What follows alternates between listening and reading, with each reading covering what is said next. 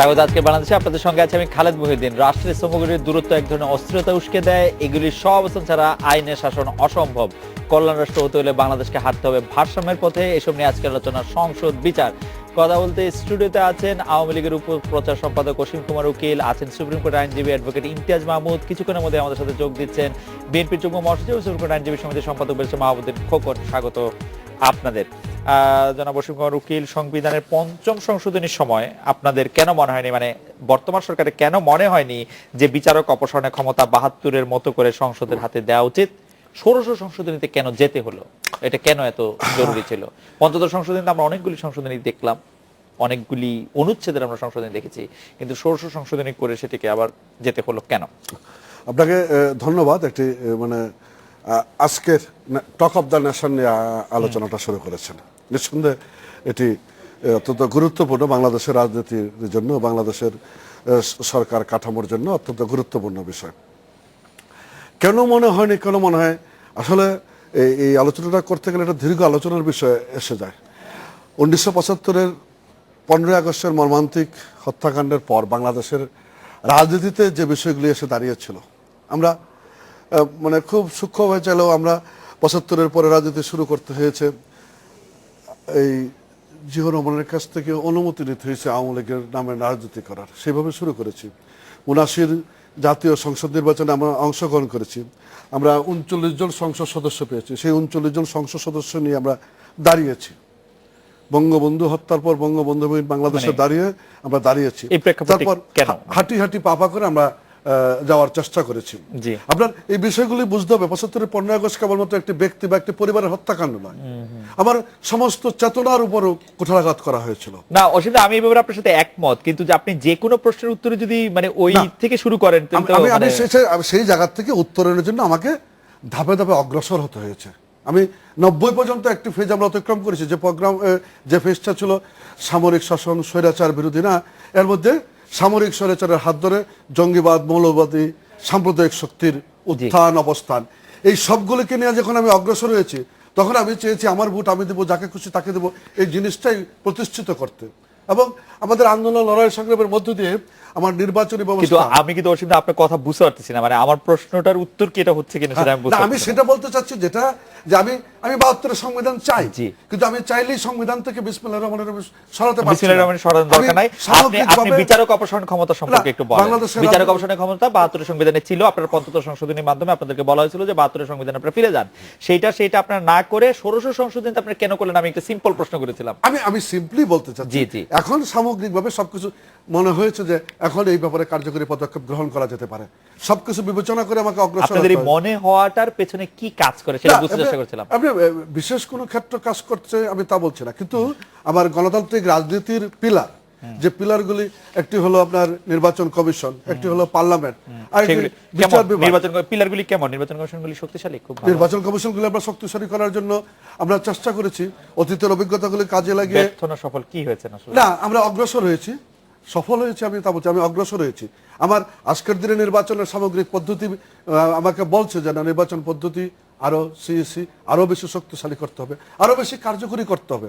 আরো বেশি বলতে মানে না, এখন যেটা চলছে কিরকম আছে এটা ধরেন, না 10-এ কত নাম্বার দিবেন নির্বাচন কমিশনকে? না, নির্বাচন কমিশনকে নাম্বার দেওয়ার বিষয়টা, এটা তো পরীক্ষার খাতায় নম্বর দেওয়ার বিষয়টা। না 90 আমি দিচ্ছি না, 80 না আমি তাও দিচ্ছি না, 5 মার্ক দিয়েছি। মানে 30 5 মার্ক বলে বাংলায় আমরা 33 করেছি, ইংলিশ মিডিয়ামে 50 60 এগুলো আছে, আমি 5 মার্ক দিচ্ছি। আচ্ছা, এখন নির্বাচন কমিশনের হাতে আমরা স্বাধীন নির্বাচন কমিশন করেছি, জনবল বৃদ্ধি করেছি, বাজেট দিয়েছি। তারপরে নির্বাচন কমিশনার সিইসি নির্বাচনের দিন ঘর থেকে বের হবেন না, সন্ধ্যাবেলা দাঁড়িয়ে উনি একটি গদ কথা বলবেন, এটা তো আমরা শিখিয়ে দেইনি। আগে নির্বাচন কমিশনগুলো নির্বাচনের আপনার কিরকম ভয় থাকে লোকজন আপনাদের শিখায় না দেওয়া পর্যন্ত, মানে এখন একটা কেমন জানি মানে চলতে থাকে আর কি। নির্বাচন কমিশনের সীমাবদ্ধতা, অক্ষমতা, ব্যর্থতা যেভাবে বলে, আমরা সার্চ কমিটি গঠন প্রক্রিয়ার মধ্য দিয়ে আমরা এটা করেছি। হ্যাঁ, সার্চ কমিটি একটি নিঃসন্দেহে আমাদের একটা নিশ্চয়ই সামগ্রিক মানে খুব সার্চ না করলে এরকম নির্বাচন কমিশন খুঁজে পাওয়া মুশকিল আছে। হ্যাঁ, সার্চ কমিটি করার মধ্যে অগ্রসর হয়েছে, সেটি আরো বেশি কার্যকরী করার জন্য আগামী দিনগুলিতে আমরা কার্যকরী পদক্ষেপ নেব। আমরা দলের পক্ষ থেকে বিষয়গুলি আমরা বলেছি, দলের পক্ষ থেকে আমরা সিইসি কাছে বলেছি, আমরা এমন নির্বাচন চাই না যে নির্বাচন সরকারের ইমেজকে প্রশ্নবিদ্ধ করে। আমরা এমন নির্বাচন চাই না যে নির্বাচন কমিশনের সামগ্রিক কর্মকাণ্ড আমাদের ক্রেডিবিলিটির কোশ্চেন করে। আমরা একটু অ্যাডভোকেট ইমতিয়াজ মাহমুদের কাছে যাই। অ্যাডভোকেট ইমতিয়াজ মাহমুদ, সংবিধানের ষোড়শ সংশোধনী এবং এর ধারাবাহিকতা আসা বাংলাদেশ সুপ্রিম কোর্ট বিচারক, যেটি তদন্ত আইন নিয়ে সর্বোচ্চ আদালত, আইন বিভাগ এবং রাজনৈতিক দলগুলোর অবস্থান নিয়ে আপনার পর্যবেক্ষণ কি সমাধান কি হচ্ছে? আপনি নিশ্চয়ই দেখেছেন যে সংসদে বক্তব্য দেয় এমপিদের বক্তব্য এই বিষয়ে। সংসদে এমপি সাহেবরা যে ভাষায় বক্তৃতা দিয়েছে, আমি লাইভ দেখি নাই, আমি গ্লিমসেস দেখছি। তো গ্লিমসেস যখন দেখায় টেলিভিশনে, ওরা তো হাইলাইট গুলো তুলে নিয়ে আসে, সুতরাং ওটা হয়তো একটু বেশি অ্যাগ্রেসিভ শোনাচ্ছিল। সংসদে অ্যাগ্রেসিভ বক্তব্য ওরা দিবেন না এটা আমি আশা করি না, ওরা দিবে। এবং এই যে জুডিশিয়ারি আর লেজিসলেটিভ ইয়ের মধ্যে যে আইন বিভাগ আর বিচার বিভাগের মধ্যে এখন একটা সংঘর্ষের মতো হচ্ছে, এটাও একটা পজিটিভ দিক যে এই অন্যান্য অগ্রসর গণতন্ত্রের মধ্যে দেখা গেছে যে এরকম সংঘর্ষ ওরা করে আস্তে আস্তে সেটেল হয়। এখন আমি আদালতের রায় নিয়ে বিশেষ কিছু বলবো না, কারণ হাইকোর্টে যে রায় হয়ে গেছে ওটা গভর্নমেন্ট আপিল করছে, আপিল ডিভিশনে পাল্টাতেও পারে। কিন্তু ওই যে আপনি ওনাকে যেটা বললেন যে আপনি যখন 72-এ সংবিধানে যতটুকু সম্ভব ফিরে যাওয়ার কথা বললেন, তখন তো একবারে এটা চলে আসা উচিত ছিল, একবারে এটা কেন আসলো না? এটা যখন প্রশ্ন করি আমরা, তখন প্রশ্নটা কিন্তু কেন জাগে, যে একটা আশঙ্কা থেকে জাগে যে আপনারা কি এই পঞ্চদশ সংশোধনী করার পরে ক্ষমতা সংহত করে জুডিশিয়ারিকেও নিজেদের নিয়ন্ত্রণে নিয়ে নেওয়ার জন্য এটা করছেন কিনা, এই আশঙ্কা থেকেই কিন্তু মানুষ এটা করে যে আপনারা তখন না করে এখন কেন করছেন। এই আশঙ্কাটা দূরীভূত করা, এটা কিন্তু এই সরকারের দায়িত্ব ছিল। সংসদে ওনারা জজ সাহেবদেরকে বকাবকি না করে বা সাংবাদিকদেরকে বকাবকি না করে ওনারা যদি জাস্টিফাই করতেন, তাহলে আমাদের উপকার হতো। কারণ অন প্রিন্সিপাল আমি নিজে আইনজীবী হিসেবে, আইনের ছাত্র হিসেবে, রাজনৈতিক কর্মী হিসেবেই বলি, আমি কিন্তু চাই যে ক্ষমতাটা সংসদের হাতে থাকুক।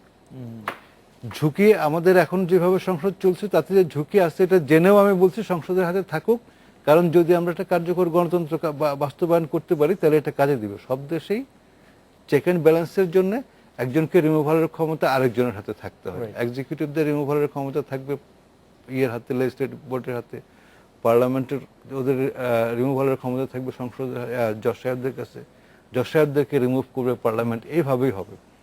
কিন্তু আমাদের এখানে এখন অসুবিধা হচ্ছে 70 ধারার কারণে এটা কার্যকর হবে না, এটা তো বিশেষ করে বলার কিছু নেই। 70 ধারা 70 অনুচ্ছেদ, হ্যাঁ 70 অনুচ্ছেদের কারণে এখন যেটা হয়ে গেছে যে ওই একজন ব্যক্তি যেটা বলবে সেটাই সংসদের সিদ্ধান্ত হবে।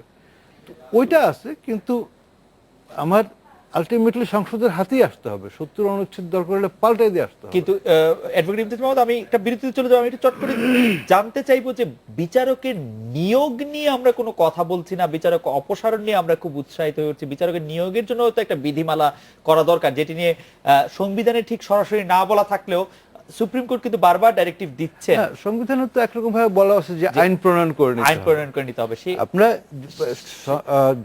এবং অ্যাপিলেট ডিভিশন বারবার বলছে, কিন্তু সেই ব্যাপারে কোনো উৎসাহ কিন্তু আমরা সরকারি দলে দেখছি না, দেখি না। কারণ হচ্ছে যে নিয়ন্ত্রণটা হারাবে যেই দলই করুক। এটা আমি আজকে আওয়ামী লীগ ক্ষমতায় আছে, কালকে বিএনপি আসবে, যে দলই হোক, ও যে পছন্দের লোকজনদেরকে ইয়ে করা, নিয়োগ দেওয়া, যে নিয়ন্ত্রণটা হারাবে, ওই কারণে আইনটা করে না। মানে আইনটা করা মানে কি, যে একটা স্বচ্ছ এবং নৈর্ব্যক্তিক পদ্ধতি স্থাপন করা, যে এখানে মানুষ দেখতে পাবে যে এই লোকটাকে কেন নিয়োগ করছে।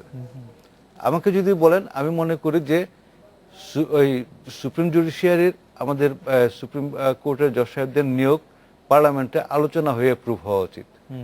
আজকে কেউ একজন বললো যে ইমতিয়াজ মাহমুদকে সুপ্রিম কোর্টের জজ বানায় দেওয়া হোক। ইমতিয়াজ মাহমুদকে নিয়ে সংসদে একটা আলোচনা হওয়া উচিত, যে এই কিছু লোক বলবে ওকে জজ বানানো উচিত না, কিছু লোক বলবে যে না, ও খুব ভালো মানুষ হয়ে কেন জজ বানাবো না। আলোচনা হলে পরে দেশের মানুষ জানবে কি লোকটাকে বাড়ানো। এটা এবং সব উন্নত গণতান্ত্রিক দেশে এটি করা হয়। অ্যাডভোকেট ইমতিয়াজ মাহমুদ, জনাব অসীম কুমার উকিল, আমরা একটা বিরতি নিচ্ছি, বিরতি নিয়ে ফিরছি আপনাদের কাছে।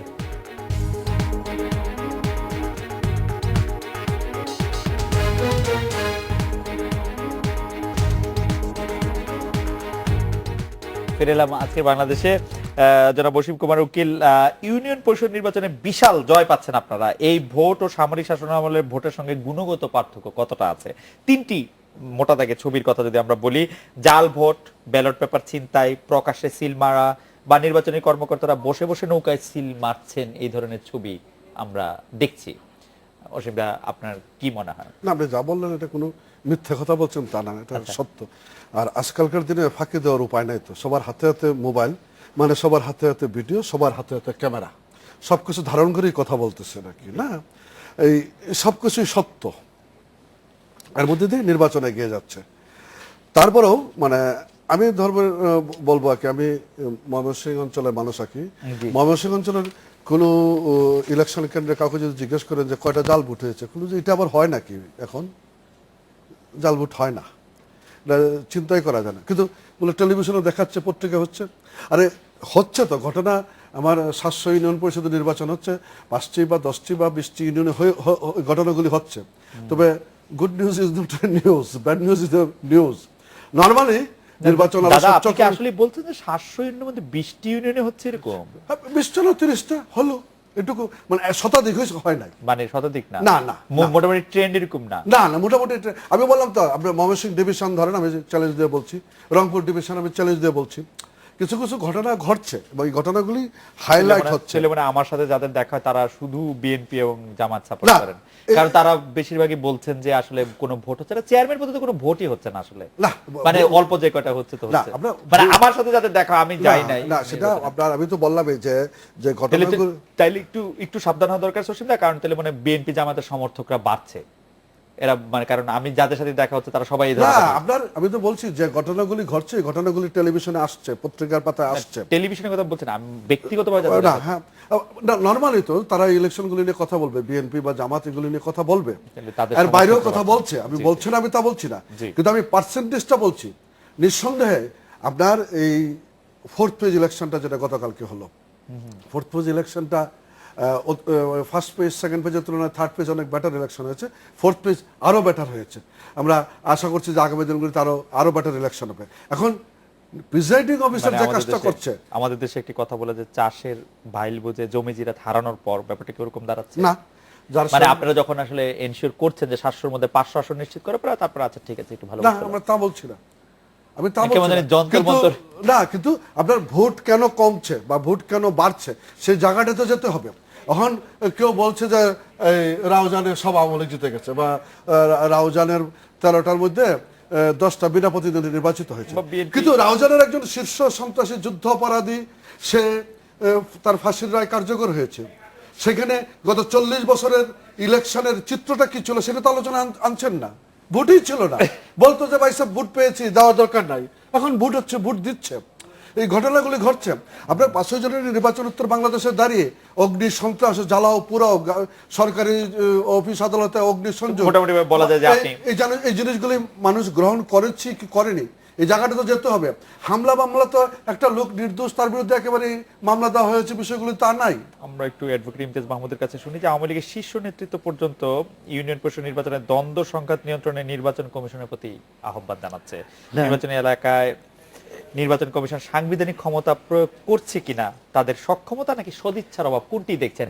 আর অসীমদা যে নির্বাচনের মানে চিত্রটি দিলেন, এটা আমার কাছে খুব মানে কনভিন্সিং মনে হলো না। না, উনি একটু ইতিবাচক পারসেপশন থেকে দেখছেন আর কি, অথবা না দেখছেন, অথবা না দেখতে পাচ্ছেন, কিছু জিনিস এড়িয়ে যাচ্ছেন। জি, কিন্তু আমি ইতিবাচক কয়েকটা কথা বলে নিই। যেমন আমার কাছে যে কয়েকটা জিনিস ইতিবাচক মনে হচ্ছে, এই প্রথম, আমি জানি না আগে হয়ে থাকতে পারে, কিন্তু আমার স্মৃতিতে এই প্রথম আমি দেখলাম নির্বাচন কমিশন বাংলাদেশে বিভিন্ন জায়গায় কয়েকজন কর্মকর্তাকে অপসারণের জন্য নির্দেশ দিচ্ছে, কোথাও কার্যকর হচ্ছে। ছোট পদক্ষেপ, কিন্তু এগুলো ছোট পদক্ষেপ, আমি আশা করি যে এক সময় এটা অভ্যাস হয়ে যাবে যে আর বিভিন্ন জায়গায় ইয়ে করবে। এটা হচ্ছে একটা ইতিবাচক দিক। কিন্তু ভয়ঙ্কর দিক যেটা, সেটা হচ্ছে শুধু আওয়ামী লীগের শীর্ষ নেতৃত্ব তো না, আওয়ামী লীগ বিএনপি যে মানে একরকম মাঠ ছেড়ে দেওয়ার মতো অবস্থা, এত চেয়ারম্যান প্রার্থী বিনা প্রতিদ্বন্দ্বিতা নির্বাচিত হচ্ছে, তার মধ্যেও বিএনপির শীর্ষ নেতৃত্বের বিরুদ্ধে বা ওদের সেন্ট্রাল কমিটির লিডারদের বিরুদ্ধে অভিযোগ উঠতেছে যে এই চেয়ারম্যান মেম্বারদের নমিনেশন দিয়ে পয়সা খাচ্ছে। শুধু তাই না, মানে বিএনপির একজন যুগ্ম মহাসচিবকে আসলে মানে তার দায়িত্ব থেকে বাদ দিয়ে স্বয়ং মহাসচিবকে দায়িত্ব নিতে হয়েছে ইউনিয়ন পরিষদের নির্বাচনে বিএনপির। তো আওয়ামী লীগের মধ্যে তো এটা হবেই, ক্ষমতাসীন দলে তো এটা হবেই। এখানে ইউনিয়ন পরিষদে নির্বাচনগুলি দলীয় পরিচয়ে বা দলীয় শৃঙ্খলার মধ্যে নিয়ে আসা, এটা যেমন ভালো দিক, সব ভালো দিকের মতো এই ভালো দিকটারও অসুবিধার দিক যেটা, সেটা হচ্ছে যে ওই সাথে যে মেকানিজমটা, যে স্বচ্ছতা এবং ওই এক ব্যক্তি বা একটা কেন্দ্রের হাত থেকে জিনিসটা বিকেন্দ্রীকরণ করার, যে ভাই দিনাজপুরের জেলাগুলির ইউনিয়ন পরিষদের চেয়ারম্যানের মনোনয়ন ঢাকায় বসে কেন দিতে হবে? আপনি দিনাজপুর একটা জেলায় না পারেন, একটা বিভাগে করেন। আইডিয়ালি এটা তো এক একটা জেলায় জেলায় সবগুলো ওই জেলা নেতৃবৃন্দ শেষ করে ফেলার কথা। ওটা না করে আপনি যদি সবকিছু একদম কে মেম্বার হবে, কে চেয়ারম্যান হবে, কে পিয়ন হবে, কে হেড ক্লার্ক হবে, সেগুলো থেকে সবকিছু মানে চাকরি এবং নির্বাচন দুইটাতেই যদি আপনি কেন্দ্র থেকে নিয়ন্ত্রণ করতে চান, তাইলে সকলেই তো মানুষ, তাই না? একটু তো ইয়ে চলে আসবে। আপনি কি দেখেছেন যে আওয়ামী লীগ বা বিএনপি দুটি দলের কাউন্সিলে কারা আসলে ওই জেলা পর্যায়ে আর ইয়েতে নেতৃত্ব দিবেন সেটিও আসলে মোটের উপর ঠিক করে দিচ্ছেন কেন্দ্রীয় নেতা, বা আমি বলতে পারি যে শীর্ষ নেতারাই। না হোক, আপনি ধরেন ওই জেলা পর্যায়ের নেতৃত্ব ওরা যদি নিজেদের যোগ্যতায় খুব ভালো নাও হয়, তারপরেও জেলা পর্যায়ের নেতৃত্ব জেলা কমিটিগুলো যখন মনোনয়ন দিবে, জেলা কমিটির লোকজন কিন্তু ওই কেন্দ্রীয় কমিটির নেতাদের মতো ওই স্থানীয় কর্মীদের নাগালের বাইরে না। দিনাজপুরের কথা বলছিলাম, দিনাজপুরের একজন কর্মী অসীম কুমার উকিলকে ধরে ধমক দিতে পারবে না যে ভাই ওকে না দিয়ে ওকে কেন দিলেন, ওর কাছ থেকে কেন টাকা খেলেন। কিন্তু দিনাজপুরের জেলা কমিটির একজন সদস্যকে কিন্তু দিনাজপুরের জেলার একজন কর্মী ধরতে পারবে। রাইট। সুতরাং ওই গণতন্ত্রটা আসে যে অ্যাকাউন্টেবিলিটি, এটা আপনি যদি একদিকে, কিন্তু আমাদের রাজনীতিতে সেই প্রক্রিয়াটি তো অনুপস্থিত। দিনাজপুরের লোক তো দিনাজপুরের একজন মানুষের কর্তৃত্ব অসীম কুমার উকিল ওখান থেকে ধমক দিবেন তার জন্যই তো তারা অপেক্ষা করেন। ওইখানে তো বৃত্তটা যে আপনি কি সক্ষমতাটাই ওইটাই তো ভাঙতে হবে আর কি। ওইখানেই এটা যে আপনি গণতন্ত্রটাকে একদম ওই প্রতিটা স্তরে নিয়ে, রাষ্ট্রের প্রতিটা স্তরে নিয়ে যেতে হবে। আমি যেটা জানতে চাইছিলাম যে নির্বাচন কমিশন যে সাংবিধানিক ক্ষমতা প্রয়োগ করছে কিনা, এটা তাদের সক্ষমতা না সদিচ্ছার অভাব, এটি কি দেখছেন? এটা আমি বলবো যে ক্ষমতা তো ওদের আছেই, হ্যাঁ, ওরা চাইলে তো ওরা যে কোনো সকল ক্ষমতাই প্রয়োগ করতে পারে, ক্ষমতা ওদের আছে। এখানে সমস্যা যেটা হয়ে গেছে যে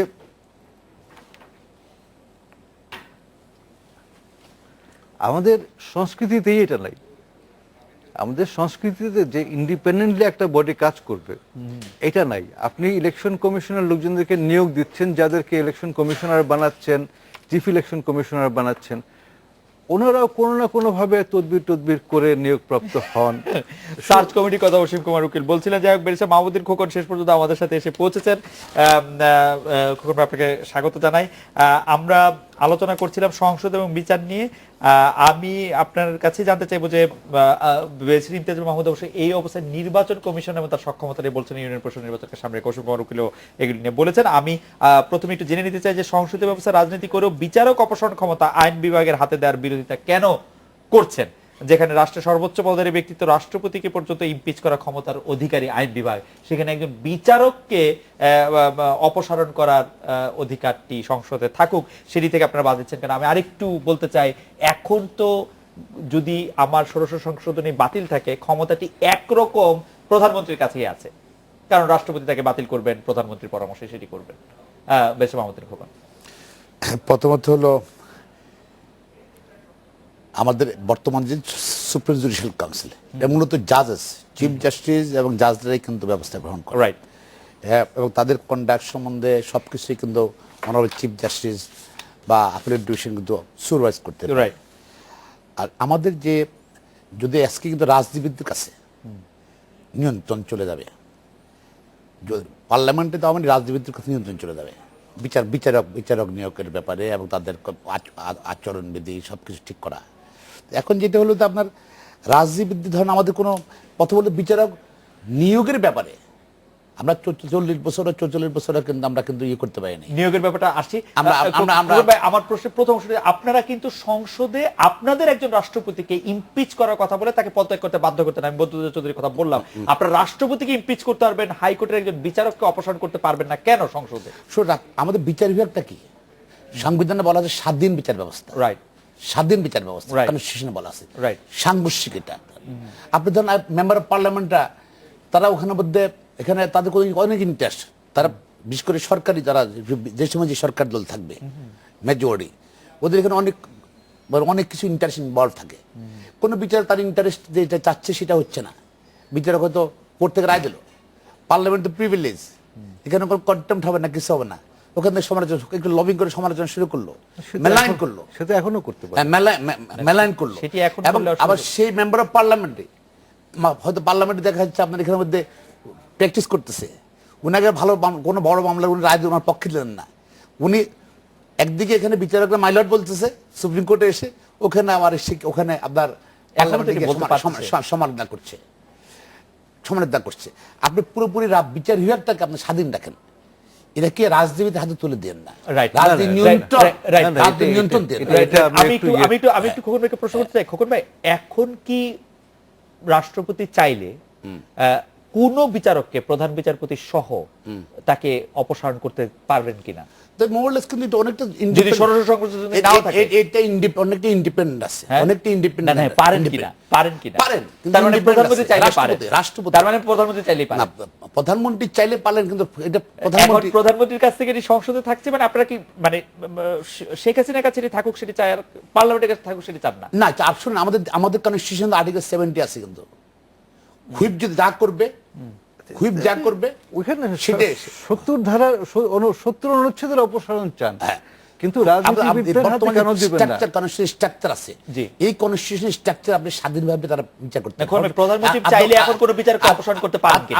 আতঙ্ক থাকে, মানে এই সংশোধনী অনুসারেই, মানে এই সংবিধান অনুসারে, আমার কাছে পুরনো সংবিধানটি অনুসারে বলছে 96 অনুসারে প্রধানমন্ত্রী চাইলে আসলে অপসারণ করতে পারেন কিনা, টেকনিক্যালি একটা প্রক্রিয়ার মধ্যে 16 অনুচ্ছেদ বাদ দিলে একটা প্রক্রিয়ার মধ্যে যেতে হবে।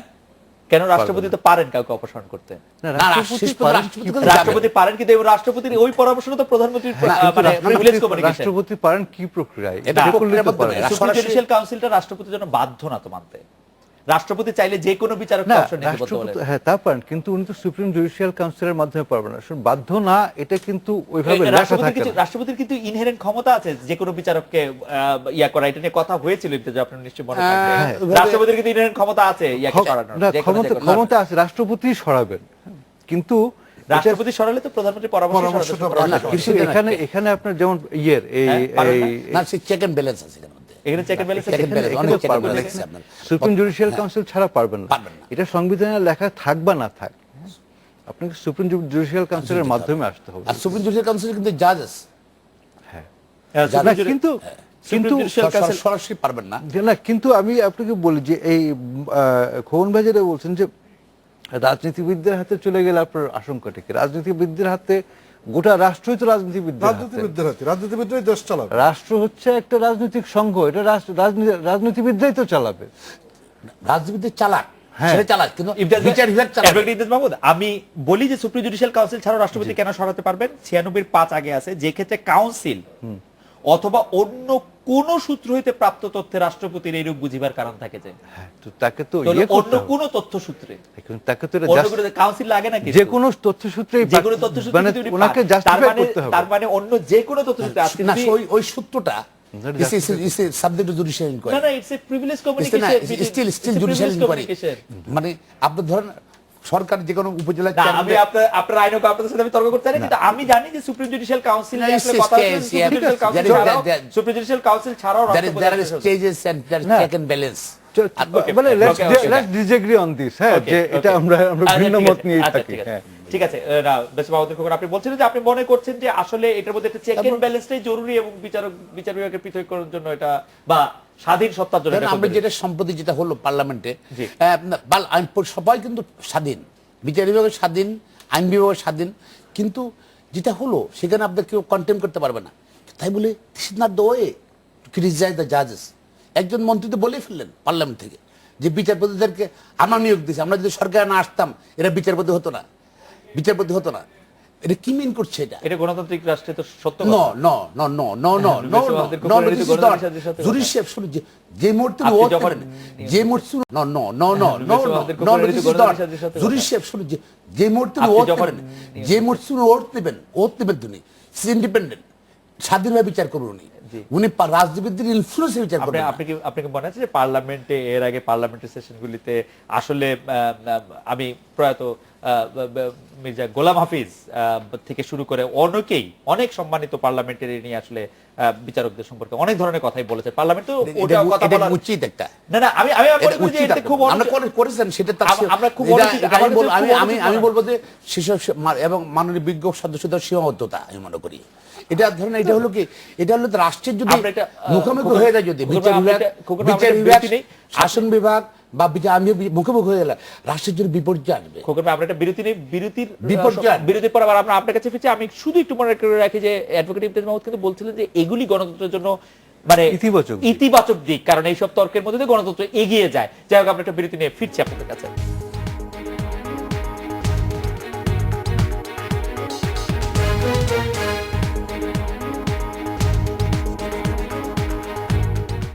ফিরে এলাম আজকে বাংলাদেশে ব্যারিস্টার মাহমুদ্দিন খোকন। আমি খুব সংক্ষেপে আপনি জানতে চাইবো যে আপনার বিএনপির জ্যেষ্ঠ যুগ্ম মহাসচিব রুহুল কবির রিজভী হাইকোর্টের রায় সম্পর্কে বলেছেন এটি ঐতিহাসিক, মনুমেন্টাল। এই রায়ের মধ্যে বিচার বিভাগের মর্যাদা বৃদ্ধি পেল, উচ্চ আদালত সম্পর্কে জনগণের আস্থা আরো দৃঢ়তর হলো। আপনারা প্রায় বলে থাকেন যে এই সরকার আসলে বিচার বিভাগকে খুব কুক্ষিত করছে। মনে তো হচ্ছে যে বিচার বিভাগ আসলে খুব এই সরকারের আওতার মধ্যে নাই, বিচার বিভাগ স্বাধীনভাবে তার না, এটা আসলে আমার বিএনপির পক্ষ থেকে যেটা বলা হয়েছে, যেটা কেন বলা হয়েছে, এই আইনটা যদি থাকতো মাননীয় বিচারপতিরা আতঙ্কের মধ্যে বিচার করতো।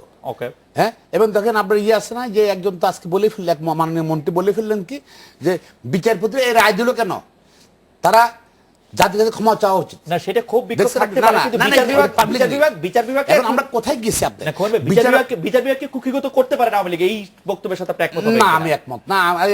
কুক্ষিগত মানে আপনারা যেটা আগে বারবার বলে থাকেন কুক্ষিগত করছে হয়তো এই রায়টা আমি বলবো ঐতিহাসিকটা একদম আমরা আগিয়েছি, আমরা এগিয়েছি পর্যন্ত বলবো। এটা ভিন্ন কারণে এটা বিচারপতিদেরকে নিয়ন্ত্রণ করতে চাচ্ছে। জনাব অসীম কুমার উকিল, আপনারা সবকিছুই আপনাদের আওতায় নিয়ে আসছেন, নির্বাচন কমিশন থেকে শুরু করে সব ইনস্টিটিউশন, এবং সেই প্রক্রিয়ার অংশ হিসেবে যেটি ব্যারিস্টার ইমতিয়াজ অ্যাডভোকেট ইমতিয়াজ মাহমুদ যেটি বলছিলেন যে আপনারা আসলে পঞ্চদশ সংশোধনের মধ্যে এটি আনেন নাই, কারণ আপনারা ক্ষমতা সংহত করে ষোড়শ সংশোধনে আসছেন, সেই সন্দেহ আমাদের দেখা দিচ্ছে। আপনি এই প্রসঙ্গে আর কিছু বলবেন কিনা? না, আপনার এগুলি বিজ্ঞ আইনজীবীরা আছেন না, দীর্ঘদিনের আইন পেশার সাথে জড়িত, যদিও আমি নামে উকিল কাজে উকিল নই। সেটা আমরা রাজনৈতিক বিবেচনায় আপনি উকিল হিসেবে আপনি বেশি প্রচারিত আমাদের থেকে। আপনার এখন যে জায়গায় এসে দাঁড়িয়েছে বিষয়টা, আমার সার্বভৌম সংসদ এই আলোচনাগুলি করতে পারে কি পারে না, সংসদের সিদ্ধান্ত নিতে পারে কি পারে না, সে জায়গায় চলে গেছে বিষয়গুলি। এখানে সবগুলো কুক্ষিগত করার ব্যাপার না। আমি একটু আমার বিজ্ঞ আইনজীবী বন্ধু যেটা বলছিলেন আর কি, ধরেন যে মনোনয়ন পদ্ধতি বলেছে যে কেন্দ্রে নিয়ে এসেছে, আসলে কেন্দ্রে নিয়ে আসার এটা কোনো বিষয়ই নাই। আমরা এই প্রথম বরঞ্চ আমার তৃণমূলের নেতৃবৃন্দ সিদ্ধান্ত নেওয়ার মালিক হয়েছে। ইউনিয়ন আমার সংগঠন ইউনিয়ন আওয়ামী লীগ, ওয়ার্ড আওয়ামী লীগ, তারপরে ইউনিয়ন আওয়ামী লীগ, তারপরে উপজেলা আওয়ামী লীগ, তারপরে জেলা আওয়ামী লীগ, তারপরে কেন্দ্র। এই যে সামগ্রিক পদ্ধতিতে তৃণমূল একেবারে ইউনিয়ন, তৃণমূল আমার নেতা তৈরির কারখানা, কিন্তু ওই জায়গাটাতে কখনো সিদ্ধান্ত নেওয়ার তারা মালিক ছিল না, এখতিয়ার ছিল না। বাট এই প্রথম তৃণমূল আপনার নেতা তৈরির কারখানা। আপনি গত 20 বছরে তৃণমূল থেকে উঠে আসা নতুন একজন নেতৃত্বের কথা বলেন তো, আওয়ামী লীগের প্রেসিডিয়ামের সদস্য। না, আওয়ামী লীগের প্রেসিডিয়ামের সদস্য হতে গেলে তো বয়সটা 60 বছর হতে হবে। কত 100 বছরের তো হবে না, 60 বছর তো হতে হবে।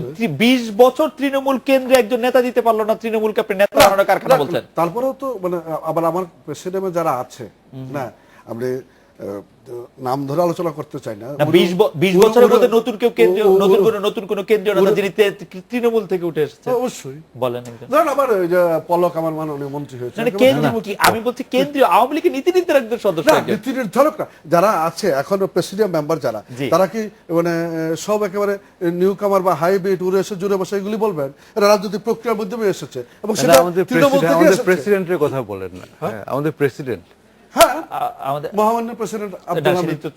উনি তো 40 বছর ধরে সংসদ সদস্যই নির্বাচিত হচ্ছেন। হ্যাঁ, কিশোরগঞ্জ গুরুতর কলেজের বিপি। না, না, 40 40 বছর ধরে সংসদ সদস্য 40 বছর আগে উনি তৃণমূল থেকে এসে সংসদ সদস্য হয়েছেন। হতে পেরেছেন। আমি গত 20 বছরের কথা বলছিলাম, তৃণমূল যদি কারো সেটা আসছে, সেটা আসছে।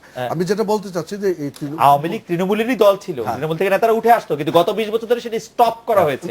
আমি সেটা বলছি যে কত কেন্দ্রীয় আমি বলি আমার এই যে ইউনিয়ন পরিষদ ইলেকশন বলি, আমার ইউনিয়ন পরিষদের যে ইলেকশনটা, সেটা প্রথম হলো আমার ইউনিয়ন আওয়ামী লীগের বর্ধিত সভা ডেকে সিদ্ধান্ত নেওয়ার কথা বলা হয়েছে এবং সেভাবে আসছে। ইউনিয়ন আওয়ামী লীগের বর্ধিত সভা কি? ইউনিয়ন আওয়ামী লীগের পূর্ণাঙ্গ কমিটি এবং একটি ইউনিয়নের আন্ডারে 9টা ওয়ার্ড আছে, 9টা ওয়ার্ডের প্রেসিডেন্ট সেক্রেটারি, 18 জন এবং পূর্ণাঙ্গ কমিটি, এরা অবশ্যই সিদ্ধান্ত নিচ্ছে। সেই সিদ্ধান্তটা উপজেলার হাতে দিচ্ছে, উপজেলা এখানে পোস্ট অফিসের কাজ করছে, একটা ফরওয়ার্ডিং দিয়ে জেলায় পাঠাচ্ছে, জেলা পোস্ট অফিসের কাজ করছে, একটা ফরওয়ার্ডিং দিয়ে কেন্দ্রে পাঠাচ্ছে।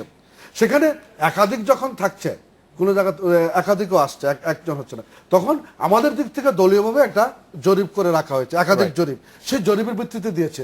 আমি বলতে যাচ্ছি, যেটা আমার আইন যে বন্ধু বলছিলেন যে আমরা কুক্ষিগত করেছি কেন্দ্রীয়ভাবে, আমি মনে হচ্ছে উল্টোটা বলছি। এই প্রথম ইউনিয়ন আওয়ামী লীগ সিদ্ধান্ত নেওয়ার মালিক হয়েছে, সূচনা।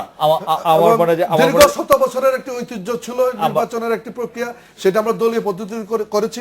প্রথমবারের মতো দলীয় পদ্ধতিতে স্থানীয় সরকার নির্বাচন হওয়ার কারণে এটা তর্ক বিতর্ক, পক্ষে বিপক্ষে মতামত আছে। অসুবিধা আমাদের একটা বিরতির পর আমি একটা অন্য বিষয়ে যেতে চাই অ্যাডভোকেট ইমতিয়াজ মাহমুদ আপনার কাছে, যে পার্বত্য চট্টগ্রামের সেনা ক্যাম্পগুলো পর্যায়ক্রমে প্রত্যাহার করা হবে বলে আজকে জানিয়েছেন প্রধানমন্ত্রী শেখ হাসিনা। 4টি ব্রিগেড বহাল রাখারও ঘোষণা দিয়েছেন।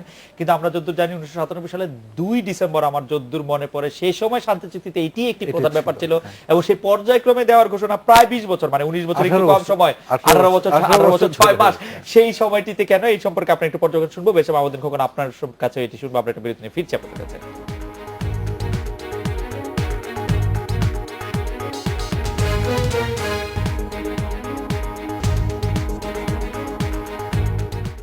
ফিরে এলাম আজকে বাংলাদেশে। অ্যাডভোকেট ইমতিয়াজ মাহমুদ, পার্বত্য চট্টগ্রামের সেনা ক্যাম্পগুলি পর্যায়ক্রমে প্রত্যাহার করার যে ঘোষণা, সেটা নিয়ে আপনি একটু বিশ্লেষণ জানতে চাইছিলাম। এটা তো খুব বেশি বিশ্লেষণের কিছু না। এটা আজকে থেকে কত বছর, 18 বছর আগে আমরা চুক্তি করলাম, মানে সরকার এবং ওই সেই সময়কার জনসংহতি সমিতির মধ্যে আনুষ্ঠানিক চুক্তি হলো এবং সেই চুক্তিতে এটা ছিল একটা অন্যতম শর্ত যে সেখান থেকে ওই সব সামরিক ক্যাম্পগুলি সরায় নিয়ে এসে 4টা ডিভিশন বললে 4টা ব্রিগেড রয়ে যাবে, 4টা ব্রিগেড ওখানে রাখবে। এখনো পর্যন্ত তো এটা হয়নি। আজকে মাননীয় প্রধানমন্ত্রী বললেন এটা আমরা সবাই আশান্বিত, মানে আমরা সবাই, মানে আমরা এখানেও সমতলেও আশান্বিত, পাহাড়েও সকলে আশান্বিত যে এবার হবে। কিন্তু আশঙ্কা কিন্তু থেকে যায় কেন, যে এরকম আশ্বাস কিন্তু আমরা এর আগেও শুনেছি। বিএনপি যখন ক্ষমতায় ছিল তখন ওনারা করেন নাই, এটা আমার বলতেই হবে, তখন ওনারা এগুলি কিছু বলেন নাই। আওয়ামী লীগ যখন 2009 সনে ক্ষমতায় আসলো, তারপরেও বিভিন্ন সময় বলেছেন 2009 সালে একটা ঘোষণা দিয়েছিল যে 35টি সরিয়ে নেবে, তখন আবার একটি রাজনৈতিক মানে বিষয় তৈরি হতে তারা আবার এটি থেকে পিছিয়ে আসে নানাভাবে, মানে এটা এখনো হয়নি। তবে যখন মাননীয় প্রধানমন্ত্রী এরকম, ওখানে তো পাহাড়ের অনেক লোকজন ছিল, ওদের সামনে হ্যাঁ সন্তু বর্মা নিজেও ছিলেন, মাননীয় প্রধানমন্ত্রী ওখানে যখন বলেছেন, আমি আশা করি যে এবার হবে, আমরা আশাবাদী। মানে পর্যায়ক্রমে এটা 18 বছর পরে হলো শুরু হবে। বেরেশা মাহমুদের খোকন, আপনার কাছে এই বিষয়টি শুরুটা হয়ে যায়। আমি এই বিষয়ে অ্যাকচুয়ালি মন্তব্য করতে চাই না অগ্রিম। 18 বছরের প্রধানমন্ত্রী কেন করেননি উনি জানেন। এর মধ্যে 2-3টা সরকার ছিল, আমাদের তো কমিটমেন্ট ছিল না এটা। আমরা তো ওয়াদা করিনি, মানে প্রধানমন্ত্রী সমানে চুক্তি করেছে, উনি 2টা টার্ম শেষ হয়ে গেছে, করেননি কেন উনি জানেন এটা ভালো হবে। এবং উনি আজকে যেটা বলেছেন এটা একটু ওয়েট করেন, দেখেন কি করেন উনি এই সময়, তারপরে হয়তো মানে আমরা এর মন্তব্য করতে পারবো। আমি যেটা বলতে চাচ্ছিলাম যে বিচার বিভাগ নিয়ে, আসলে আমাদের দেশে শক্তিশালী বিচার ব্যবস্থা, স্বাধীন এবং শক্তিশালী বিচার ব্যবস্থা দরকার। এবং this is the mandate of the constitution, spirit of the constitution. এবং তাহলে বিচারহীনতা বন্ধ হবে। শক্তির বিচার ব্যবস্থা, ইনফ্লুয়েন্স বা পলিটিক্যাল ইনফ্লুয়েন্স বন্ধ হবে, আইন শৃঙ্খলার উন্নতি হবে, মানুষ আইন হাতে তুলে নেবে না, তারপর গণতন্ত্র শক্তিশালী হবে, মানবাধিকার পরিস্থিতি উন্নত হবে, এবং আমাদের উন্নয়নের ধারাবাহিকতা সেখানে মানে এখানে দুর্নীতি কমবে, বিচার ব্যবস্থা শক্তিশালী হলে দুর্নীতিও কমবে। আমি মনে করি আমাদের শক্তিশালী বিচার ব্যবস্থা দরকার, এবং এটা without strong judiciary cannot expect strong democracy. আপনি কি মনে করছেন বিচার বিভাগকে মানে একটু দুর্বল করার চেষ্টা করছে আওয়ামী লীগ? এটা আমার কাছে মনে হচ্ছে তাই। বিচার বিভাগকে সমগ্র সবকিছুই কিন্তু বিচার বিভাগকে আঘাত করছে, এবং মাননীয় বিচারকরা, বিচারপতিরা আতঙ্কে থাকবেন, এবং হয়তো সরকার আসবে, সরকার যাবে, এইটা যদি চলতে থাকে, যদি বাংলাদেশে সবকিছু শেষ হয়ে যায়, বিপর্যয় চলে আসবে, রাষ্ট্রীয় বিপর্যয় চলে আসবে। আমাদের শেষ ভরসার স্থলটাকেও কি আপনারা আসলে মানে যেমনটি আপনারা দুর্বল করে তুলছেন? না, আমরা দুর্বল করার কোনো প্রশ্নই ওঠে না, এমনিতে দুর্বল। শক্তিশালী করার জন্য আমাদের কার্যকরী পদক্ষেপ নিচ্ছে। একটা সেকেন্ড, আমি কি অ্যাডভোকেট ইমতিয়াজ মাহমুদ আপনার একটা হেবানার মধ্যে কি আপনি আমি বলি আপনি দুর্বল কিভাবে বলবেন? আমি একটা পয়েন্ট অ্যাড করতে চাচ্ছি এর মধ্যে, যেমন ধরুন স্বাধীন বিচার ব্যবস্থা সবাই কিন্তু ম্যান্ডেট, সবাই বলে, সব রাজনৈতিক দল বলে, আজ পর্যন্ত বিচার বিভাগকে শাসন বিভাগ থেকে, আইন মন্ত্রণালয় থেকে এখন ইলম আদালতগুলো নিয়ন্ত্রণ মুক্ত করে নাই। স্বাধীন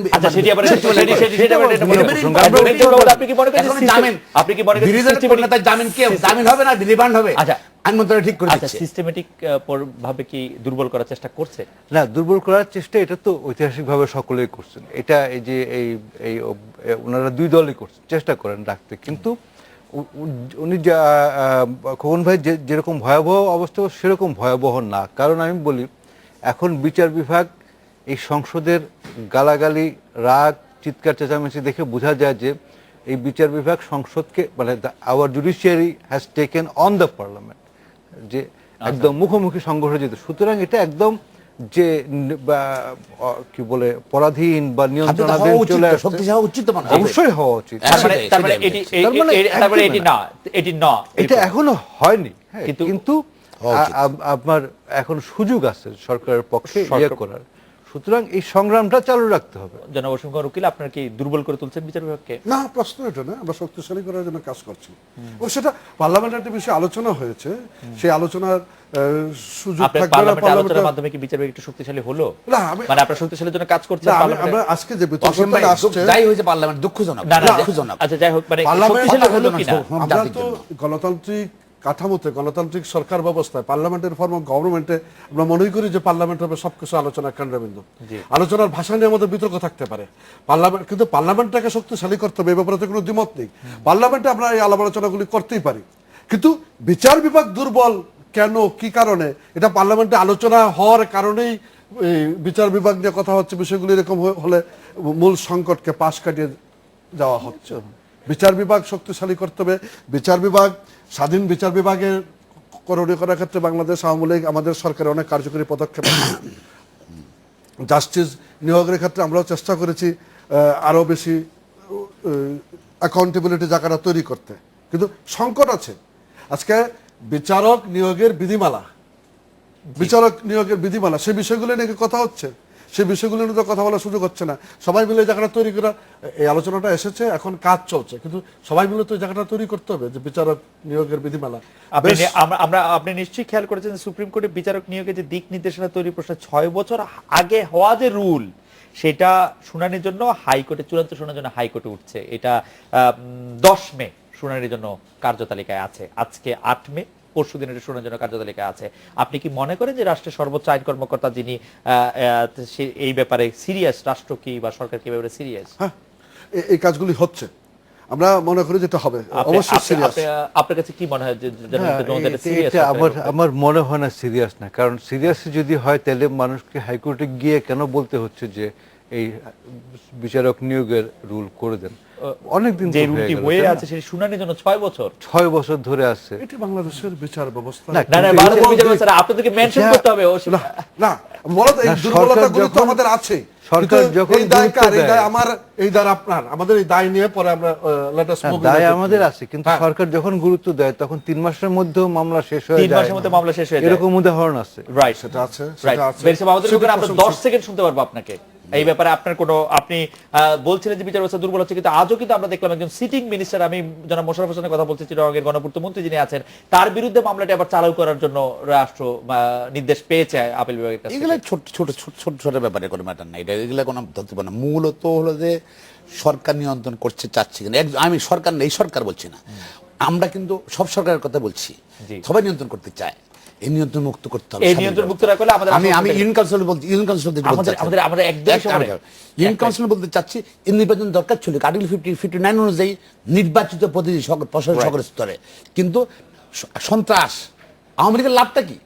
জনগণের ভোটে নির্বাচিত প্রতিনিধি হওয়ার কথা, কিন্তু আজ জনগণের ভোট না, সন্ত্রাসীদের প্রশাসনের সঙ্গে লাভ করে সকল ইউনিয়ন কাউন্সিল 99%। আওয়ামী লীগের লাভটা কি?